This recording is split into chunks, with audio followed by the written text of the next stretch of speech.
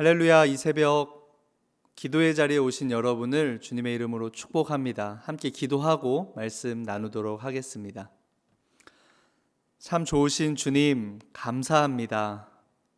우리에게 다시 새 날을 허락해 주심에 감사하고, 이 새 날 다시 한번 우리가 하나님의 말씀 앞에 나아오게 하심에 감사합니다. 이 시간 겸손하게 주님 말씀 앞으로 나아갑니다. 주여 말씀하여 주옵소서. 주의 종이 듣겠습니다. 하나님, 우리 이 마음을 가지고 오늘도 말씀 앞에 나아가고 그 말씀 붙들고 기도하는 우리 되게 하여 주옵소서. 예수 그리스도 이름으로 기도드렸습니다. 아멘. 함께 나눌 하나님 말씀은 시편 2편 말씀입니다. 시편 2편 1절에서 12절까지 말씀입니다. 함께 말씀 읽어보도록 하겠습니다.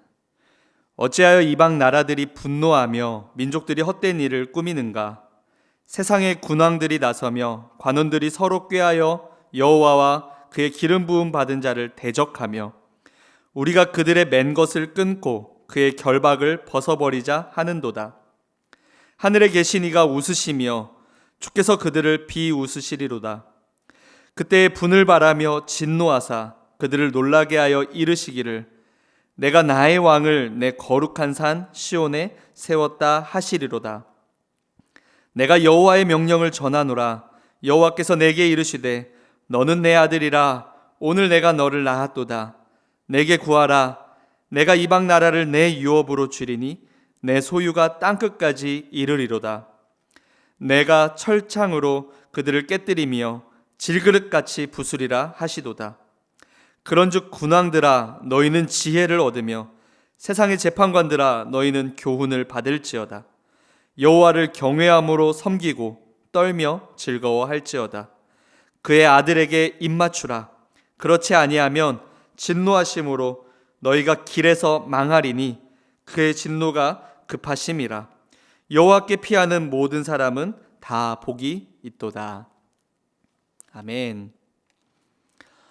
어제부터 우리 시편을 함께 묵상하기 시작했습니다.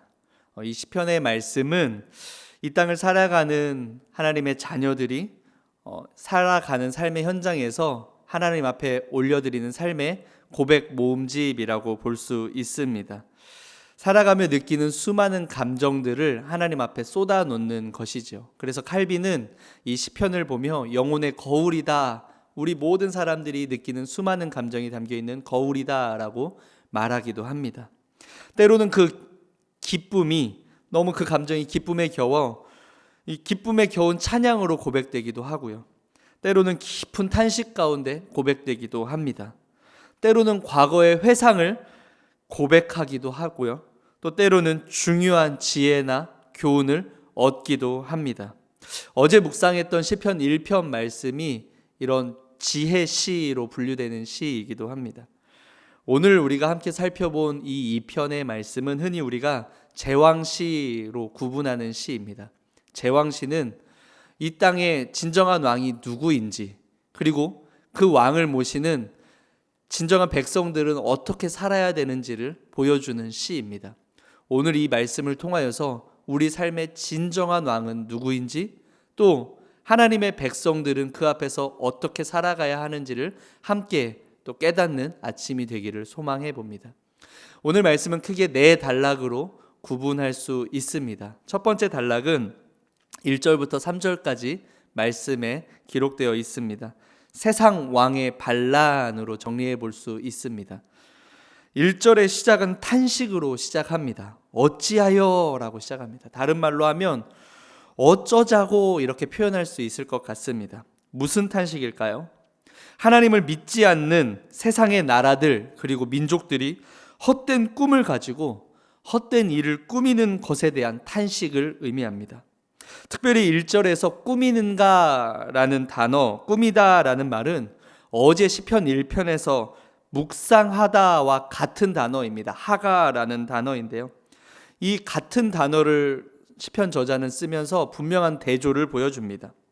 의인들은 율법, 하나님의 말씀을 묵상하지만 악인들은 그 시간에 하나님을 떠난 세상들은 하나님을 대적할 일을 꾸미는 것입니다.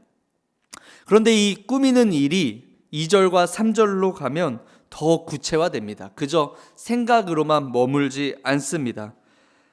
하나님의 악한 행동으로 이어지는데요. 먼저는 여호와의 기름 부은 자를 대적하기에 나섭니다. 여호와의 기름 부은 자의 권위를 인정하지 않을 뿐더러 그를 핍박하며 그를 그 자리에서 끄집어내는 것입니다. 이어 3절에서도 그 맨 것을 끊고 그 결박을 벗어버리자라고 말합니다.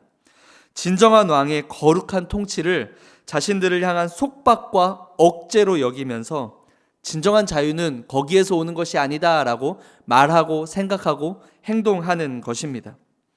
여러분, 이러한 모습은 오늘 우리의 삶 가운데도 어렵지 않게 찾아볼 수 있습니다. 특별히 요즘 우리가 포스트 모던 시대라 불리고 있는 이 시대가 더더욱 그러합니다. 절대 힘, 절대 신, 절대 가치가 이 시대 가운데는 자연스럽게 부정되어지고 있습니다. 이 시대의 최고의 가치를 존중과 배려라고 말합니다. 서로의 생각을 인정해 주는 시대라는 것입니다. 자연스럽게 세상의 권력을 가진 자들은 자연스럽게 이 시대에 하나님에 대해서 부정하며 나아갑니다. 절대 왕권, 하나님에 대한 절대 왕권을 부인하며 오히려 말씀의 속박에서 벗어나는 것이 우리에게 행복을 가져다 준다라고 외치고 있는 것입니다. 여러분, 이러한 세상의 목소리는 오늘 이 자리에 있는 우리뿐 아니라 우리 자녀들에게는 더 크게, 더 강력하게 들려오는 시대입니다. 어떻게 해야 할까요? 말씀 가운데 우리가 그 답을 찾아보기를 원하는데요. 두 번째 단락으로 넘어가 보도록 하겠습니다. 두 번째 단락은 4절부터 6절까지의 말씀으로 정리하자면 앞에 나왔던 세상 왕의 반란 가운데 만왕의 왕이신 하나님의 응답을 보여주고 있습니다. 만왕의 왕이신 하나님의 응답을 보여주고 있습니다. 특별히 4절부터 6절까지의 말씀에서 가장 중요한 것은 시선의 전환입니다.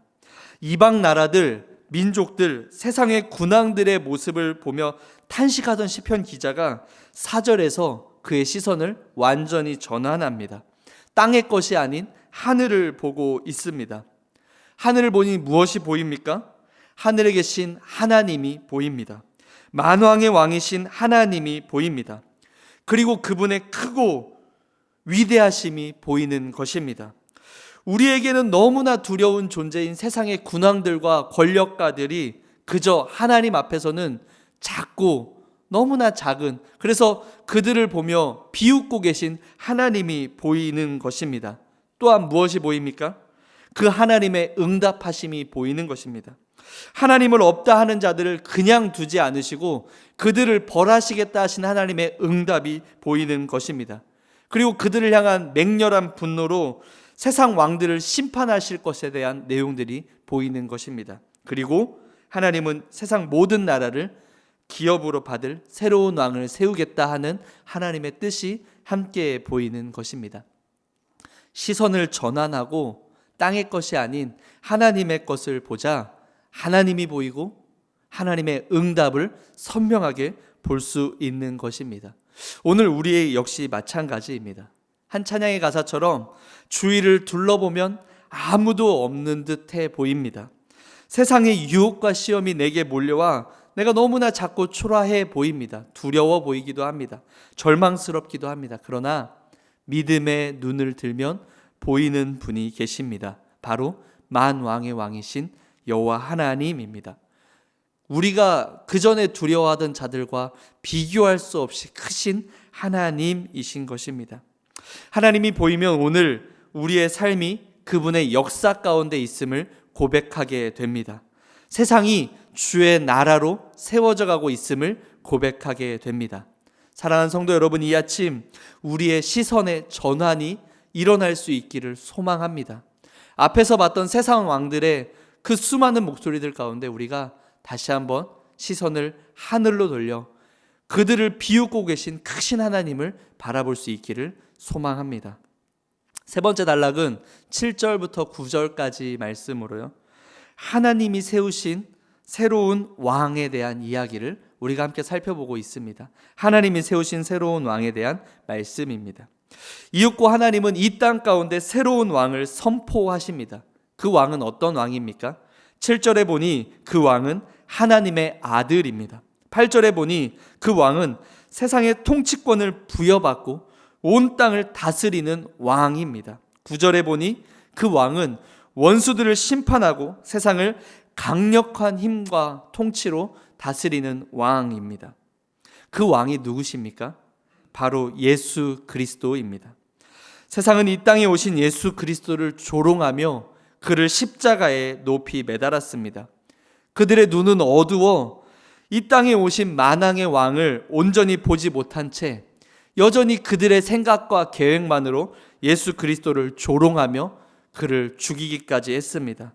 그리고 그들은 그때까지만 하더라도 자신들의 생각이 옳고 절대 신은 없다라고 말했을 것입니다. 그러나 예수 그리스도의 십자가는 어떤 반전을 가지고 왔습니까? 그들의 조롱을, 그들의 업신여김을, 그들의 그 교만을 한순간에 뒤엎으셨습니다. 진정한 왕이 누구인지를 이 땅 가운데 보여주셨습니다. 이 위대한 이야기는 오늘도 우리 삶 가운데 현재 진행형으로 이루어져야 되는 말씀입니다.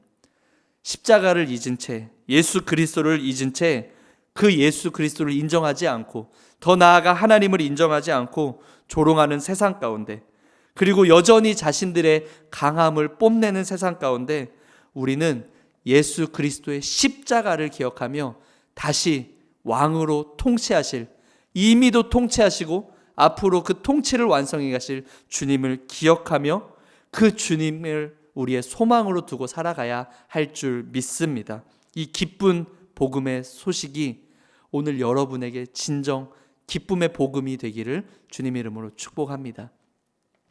마지막 네 번째 말씀은 10절에서 12절의 말씀입니다. 참된 복의 길을 알려주고 있습니다. 시편 2편의 저자는 이 마지막 단락에서 온 세상을 향해서 담대하게 선포합니다. 10절에서 예수 그리스도를 아는 지혜를 얻으며 예수 그리스도의 교훈을 따라야 한다라고 선포합니다. 만왕의 왕을 알고 그분의 권세 아래 있는 삶이 진정 복된 길이라 말하고 있는 것입니다. 11절에서는 여호와를 경외하며 떨며 그 말씀 앞에서 즐거워해야 됨을 말하고 있습니다. 하나님을 왕으로 인정하고 그분의 말씀이 나를 구속하거나 억제하는 것이 아니고 그 말씀이 우리를 진정한 자유의 길로 인도한다라는 것을 선포하고 있는 것입니다. 마지막 12절에서는 하나님의 아들 예수 그리스도에게 거룩한 입맞춤을 하라라고 말합니다. 성경에서 입맞춤이란 그 권세를 인정하는 표현이며 그 권세자 앞에 변함없는 사랑과 신뢰를 고백하는 표현입니다. 예수 그리스도 앞에 우리가 변함없이 우리의 믿음의 고백으로 나아가야 되는 것을 의미합니다. 사랑하는 여러분, 오늘 말씀을 정리하겠습니다. 어제에 이어 이 시편 말씀은 오늘도 복 있는 삶이 어떠한 삶인가에 대해서 이야기해주고 있습니다. 여러분, 무엇이 복된 삶입니까? 오직 여호와의 율법을 즐거워하여 그 율법을 묵상하며 따르는 삶이 복된 삶입니다. 또한 무엇이 복된 삶입니까? 세상을 구하기 위해 이 땅 가운데 오신 진정한 왕이신 예수 그리스도를 알고 그분과 함께 동행하는 삶이 진정한 복된 삶입니다. 말씀 가운데 거하시는 예수 그리스도와 오늘도 동행할 때 오늘 하나님은 우리의 삶을 복된 삶이라 인정하실 것입니다. 그리고 오늘 우리의 삶이 마르지 않는 형통한 은혜 가운데 살아가게 될 줄 믿습니다. 오늘 이 말씀을 기억하고 의지하며 우리 함께 찬송가 382장 너 근심 걱정 말아라 함께 고백하며 나아가겠습니다.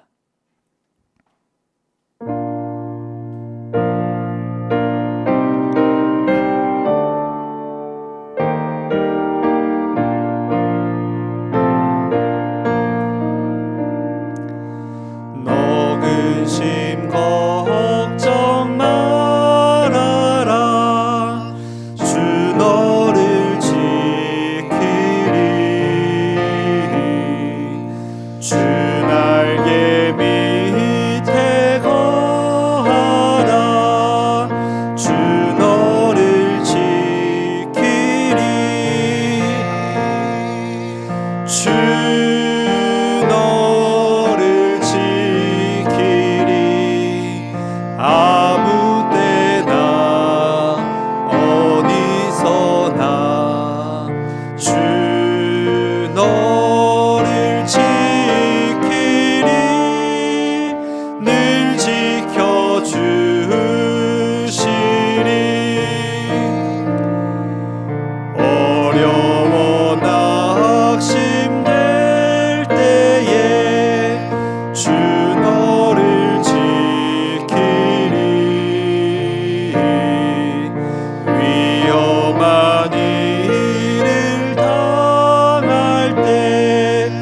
주 너를 지키리.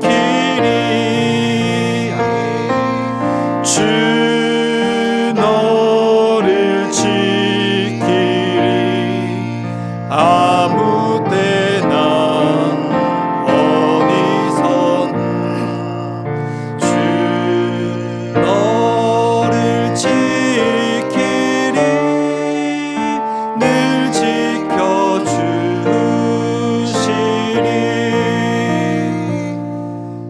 너 쓸 것 미리 아시고 주 너를 지키리.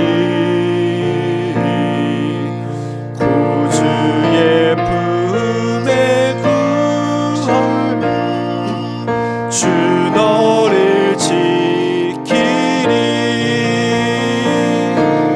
주 너를 지키리. 아무 때나 어디서나 주 너를 지키리. 늘 지켜주시리. 4절입니다. 어려운 시험 당해도 주 너를 지키리. 구주의 품에 거하라.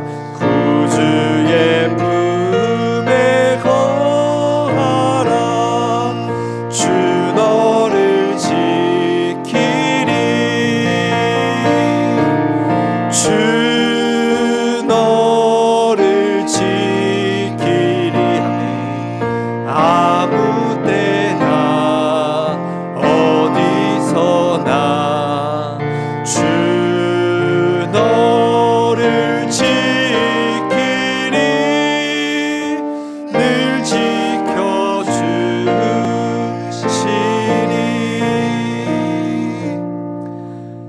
이 시간 함께 기도할 때 먼저 오늘 말씀을 붙들고 함께 기도했으면 좋겠습니다. 하나님, 이 아침 믿음의 눈을 들어 주를 보게 하여 주옵소서. 만왕의 왕이신 주님을 선명하게 바라보며 그 주님을 선포하며 하나님, 저의 삶이 그 믿음 위에 세워지게 하여 주시옵소서. 하나님, 예수 그리스도를 알지 못하고 살아가는 가족들과 이웃들이 주변에 있습니다. 하나님, 그들을 불쌍히 여겨주셔서 그들이 만왕의 왕이신 주님을 제대로 알게 하여 주시옵소서. 하나님, 코로나19로 혼란스러운 이때이지만 여전히 신실하신 뜻 안에 우리 이 땅에 우리의 삶이 있음을 신뢰하며 주님과 동행하는 한 날 되게 하여 주옵소서. 우리 함께 마음을 담아 기도하며 나아가겠습니다. 기도합니다.